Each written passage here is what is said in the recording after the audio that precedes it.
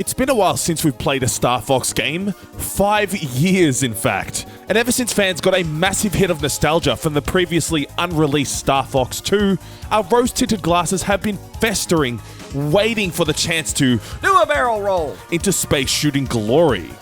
F-Zero fans have had it much worse, I know. But does this new indie release hit those peppy hair highs or fall to landmaster lows?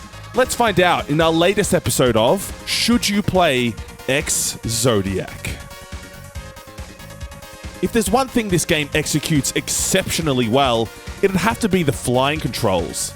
The button layout is completely customizable and the on-rail shooting feels silky smooth. The control and responsiveness of each vehicle are arguably even slicker than Falco's cheesy one-liners too.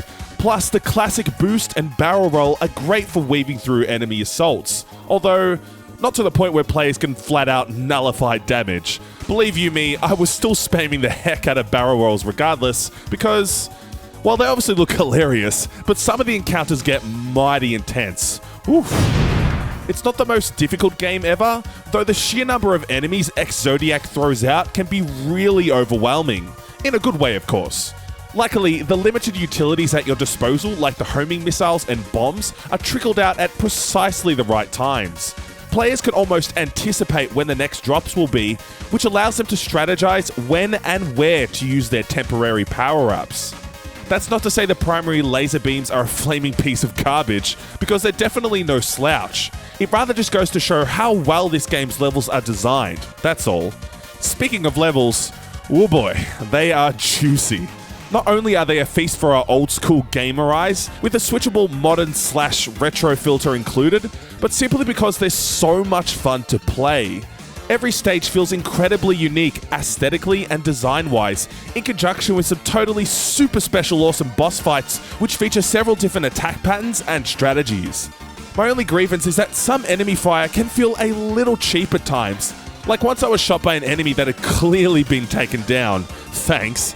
Although it's nothing too major overall. Similar to the Star Fox games of old, each level features a bonus stage that unlocks after achieving a certain ranking. This is definitely needed, as Ex-Zodiac is as brief in length as the games it was inspired by. There's nothing wrong with a short and sweet 1 to 2 hour experience, of course. However, it is worth mentioning, just in case you're expecting a long space opera of epic proportions. Funnily enough, that's probably this game's weakest point. The story. Or lack thereof, I should say. Look, I'm aware that Star Fox games aren't going to win any literary plaudits, but at least they had some character. While there are some funny references here and there, the talking heads in Ex-Zodiac are just so forgettable that their bleepy bloop sounds quickly begin to fall on deaf ears. Thankfully, the music does provide for some catchy, upbeat tunes to bop along with, and those 8-bit sound effects really help in slapping players with a big serving of nostalgia.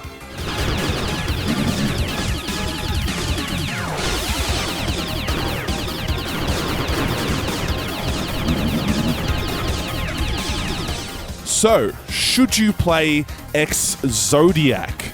Well, if you've been holding out for any Star Fox related content, or are just a big retro-only gamer, then this title should definitely be on your wish list. Ex-Zodiac contains all the bells and whistles of Nintendo's classic rail shooter, along with some energetic tunes and visual flair that brings the timeless formula into 2022 with gusto.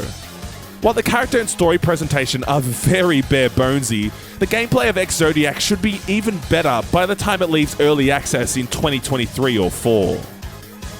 Guys, make sure you're subscribed if you haven't already, as we release videos like this each and every week.